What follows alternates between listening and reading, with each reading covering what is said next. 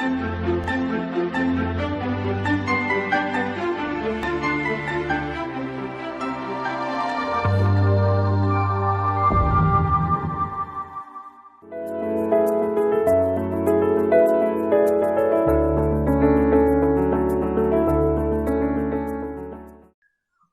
all my friends and to the program of corporate tax planning. Today, my friends, in this session, we will have a discussion on the mandatory statutory requirement of filing of income tax return and the procedures thereof. To start with this discussion, let's understand what is the income tax return. Then, who are required to file this return?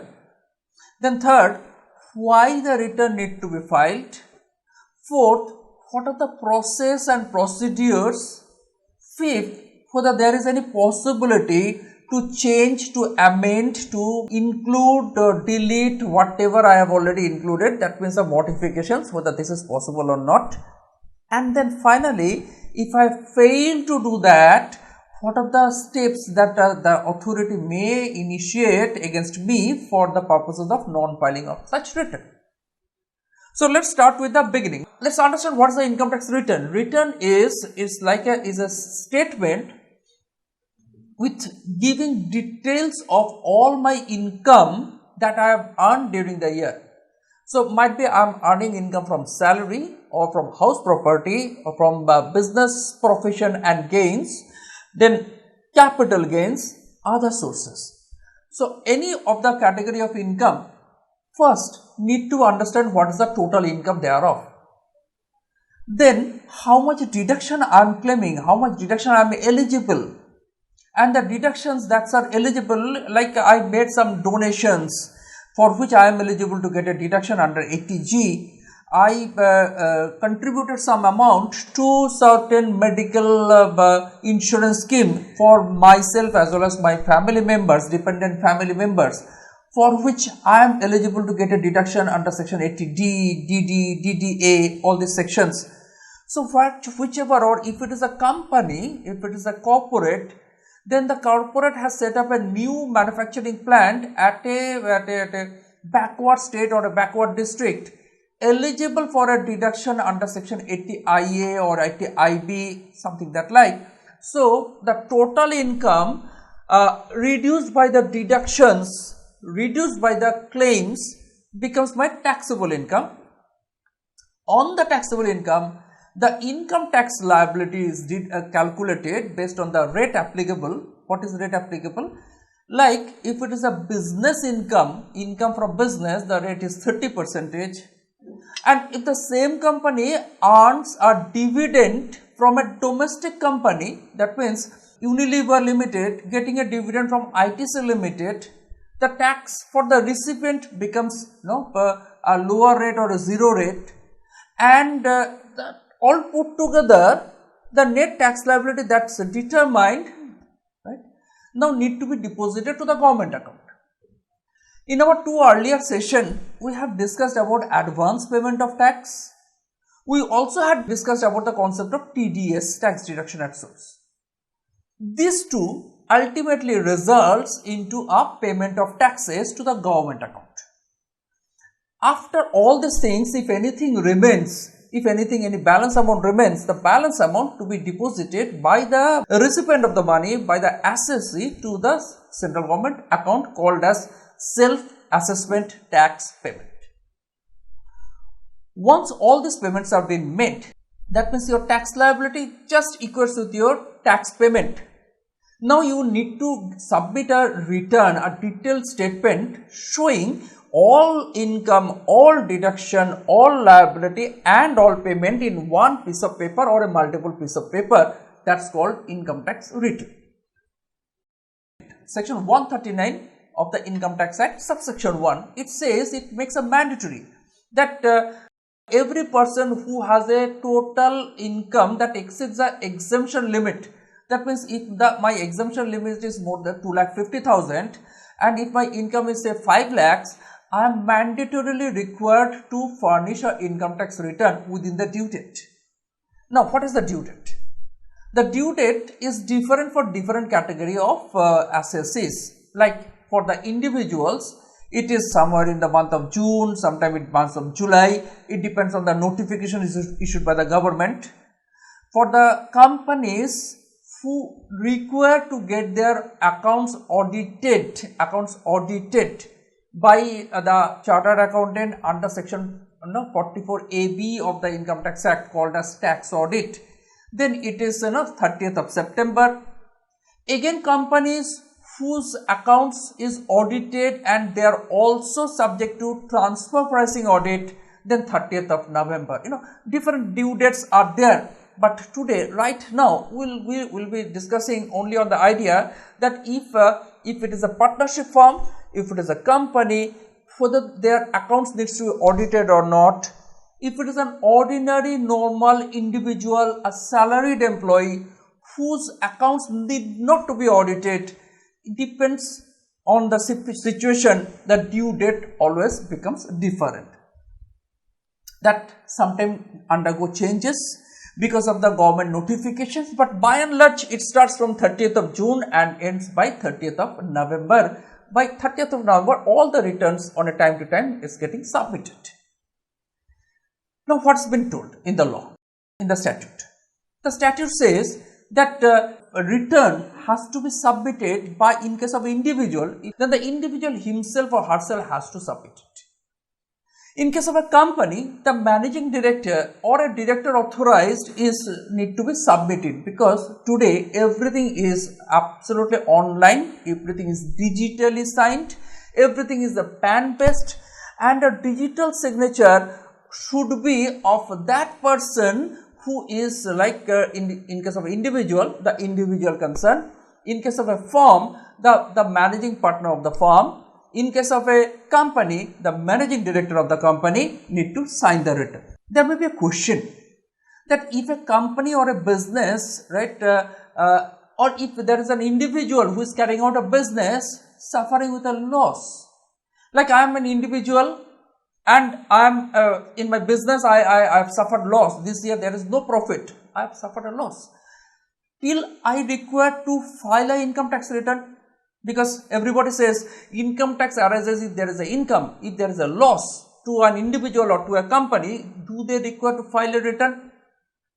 Section 139 subsection 3 says that it is required.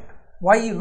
Because if it is a loss in the business, I can carry forward the loss for subsequent 8 years. And within the next 8 years, if I find there is an income, I can always adjust it with that carry forward of losses.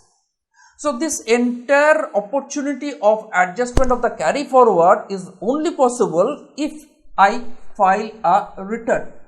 So, the filing of return is mandatory even in case of loss, and it arises in so many situations, like I had a property, I sold the property.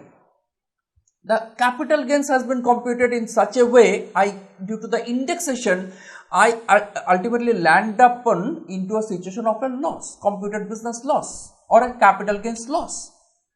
So, I can always take a call, boss, this is a loss, I should not file a return. But the law says, no sir, you need to file a return, otherwise your eligibility to carry forward the loss is lost. You cannot carry forward it. The due date is over. So, the due date was, for me, the due date was 30th of September 2018. And the due date is over. Can I file the income tax return? Law again gives me a help. Law says, yes sir, you can do it. And you can file a belated return or delayed return, late filing of income tax under section 139 subsection 4. And what it says a taxpayer have to furnish the return before the due date as specified in 139(1). Very correct. But if he fails to do that, to file the return, then within the expiry, he can file the return at any time until the expiry of 1 year that started from the end of the applicable year of assessment or before conclusion of the assessment. He can file a delayed return. I repeat the situation once again. 30th of September 2018 is the due date. 31st March 2019 is the end of the financial year. I submitted a return or I never submitted a return, and then I want to file a return thereof for the financial year 17-18, 2017-18. Can I do? Answer says yes, you can do. You have to invoke a delayed return section called as 139 subsection 4, and what the law says? The law says that any time until expiry of 1 year that started from the end of the applicable year of assessment. So within next 1 year of assessment, you can revise the return, or if the assessment is getting closed, then sir, you cannot revise the return. 139(5) says revised return. What is revised return? I submitted a return and I find certain thing I have missed out. Certain claims I forgotten to claim. Certain deductions I forgotten to consider, or certain income escaped. I never able to put it into the return and disclose it to the government. Do I have any opportunity to revise my scheme, my return? Answer says yes. 139 subsection 5 give me that opportunity. It says, sir, you can revise your return. That means you have submitted a return. That return you are now going to revise it. How? How you can revise it?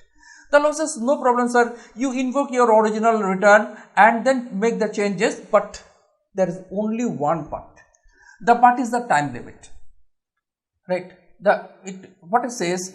It says that the corrective return has to be filed before completion of the return of the assessment itself. Right? Could be done. That means if the assessment gets completed, sir, you cannot change the return. That means your opportunity of filing the reverse return is lost.